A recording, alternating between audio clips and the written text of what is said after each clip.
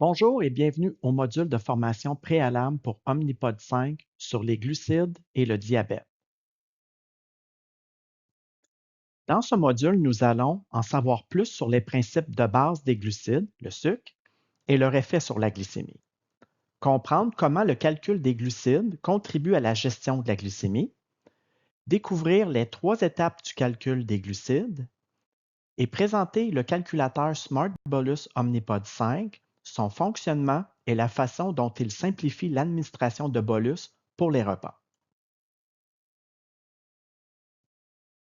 Manger une variété d'aliments chaque jour favorise une bonne santé. Équilibrer les glucides, les protéines et les fruits ou légumes à chaque repas ou collation aide à stabiliser la glycémie. Si vous cherchez des conseils généraux sur une alimentation saine, consultez le Guide alimentaire canadien. Les macronutriments dans les aliments fournissent de l'énergie au corps et peuvent être répartis en 3 types: protéines, glucides et gras. Les protéines sont principalement responsables de la formation des muscles et de la réparation des cellules et tissus. Les protéines et les lipides sont plus longs à digérer et prennent plus de temps avant d'exercer une incidence sur votre glycémie. Elles ont tendance à avoir moins d'impact sur la glycémie, si bien qu'on n'en tient souvent pas compte dans le calcul des glucides. Le gras est une source principale d'énergie, de calories dans les aliments.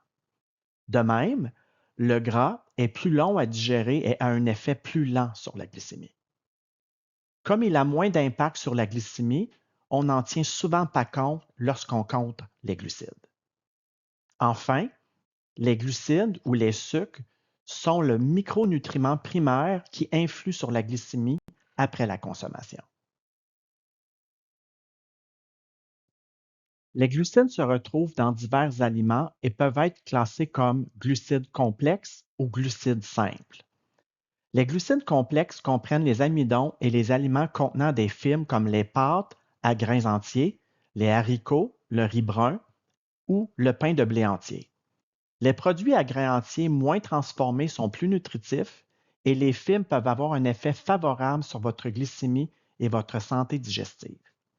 Les glucides simples comprennent le sucre, le miel, les sirops, les boissons gazeuses ordinaires, les jus de fruits, les gelées et les bonbons. Ces aliments sont digérés plus facilement et absorbés plus rapidement que les glucides complexes dans votre circulation sanguine. De nombreux aliments contenant des glucides renferment ce qu'on appelle des fibres ou des fibres alimentaires. Les fibres sont un glucide de source végétale qui résiste à la digestion et à l'absorption dans les intestins.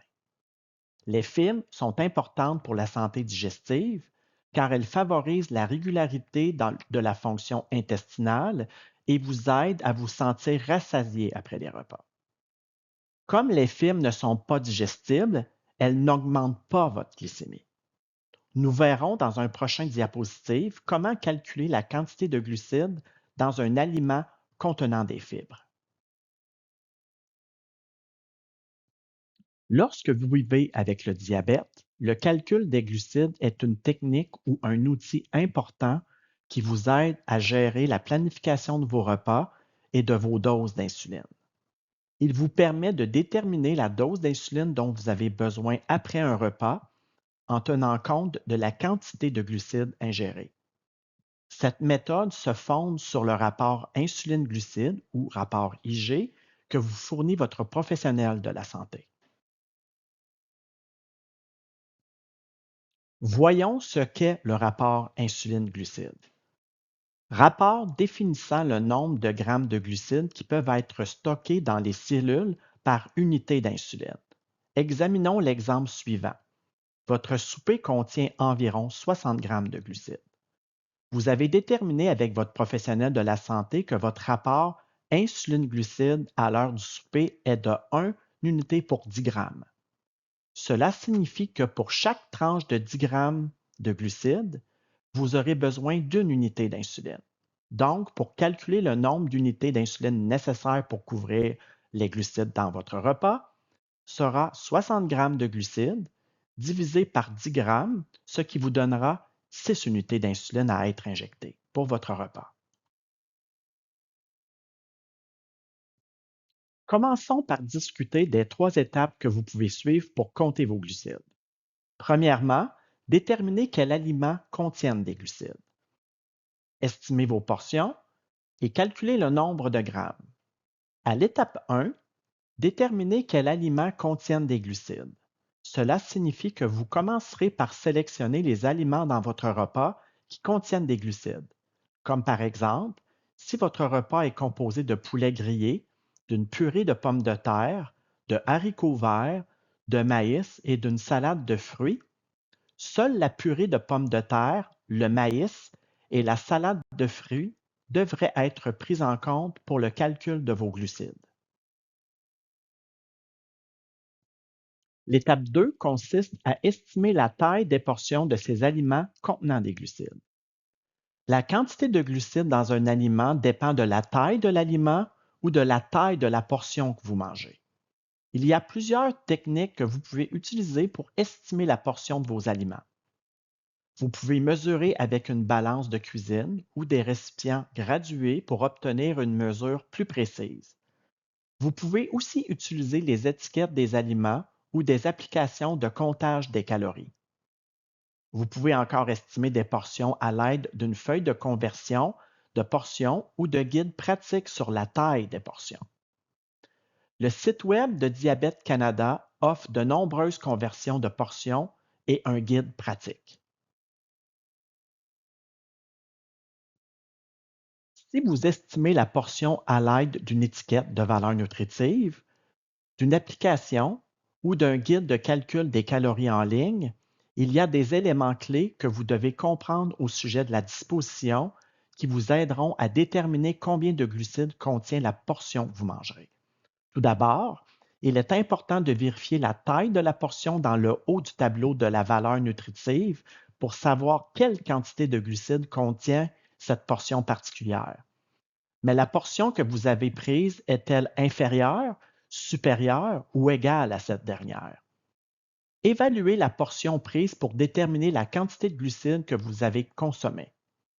Vous trouverez ensuite la quantité totale de glucides en grammes. Cette quantité de glucides comprend les glucides de l'amidon, des sucres et des fibres. Comme les fibres n'augmentent pas la glycémie, mais qu'elles sont incluses dans cette quantité totale de glucides, vous devrez soustraire les fibres du total des glucides afin d'obtenir une estimation des glucides nets. Cela nous amène à l'étape 3 du calcul des glucides. Calculer les grammes. Toujours dans l'exemple du tableau de la valeur nutritive, disons que vous consommez la même portion que celle indiquée dans le tableau de la valeur nutritive, soit 2 tranches de pain. Si on soustrait les fibres du total des glucides, cela signifie que pour 2 tranches de pain, il y a 30 grammes de glucides digestibles. Il y a d'autres façons de calculer les grammes de glucides dans les aliments, surtout ceux qui ne sont pas emballés et qui n'ont pas de tableau de valeur nutritive, comme les fruits. Il existe diverses ressources et applications de calcul des calories et des glucides qui vous fourniront une estimation de la quantité de glucides. Si cela vous intéresse, jetez un coup d'œil à ceux-ci. Comment Omnipod 5 facilite-t-il le calcul des glucides? Le calculateur Smart Bolus utilise les réglages de bolus programmés dans votre contrôleur et il calcule une quantité suggérée de bolus d'insuline pour réduire une glycémie élevée ou pour couvrir les glucides dans un repas. Avec l'aide de votre équipe soignante, vous pouvez déterminer les rapports insuline-glucide qui vous correspondent à différents moments ou repas de la journée. En entrant les glucides que vous avez estimés dans le calculateur Smart Bolus, Omnipod 5 peut faire le calcul pour vous et vous aider à décider d'une dose d'insuline pour aider à couvrir le repas. N'oubliez pas qu'en appuyant sur le bouton Utiliser le capteur sur l'écran du bolus, vous obtiendrez la valeur de glycémie actuelle de votre capteur Dexcom G6 ou G7, ainsi que la flèche de tendance du capteur. Ces données seront alors utilisées dans le calcul de votre calculateur Smart Bolus.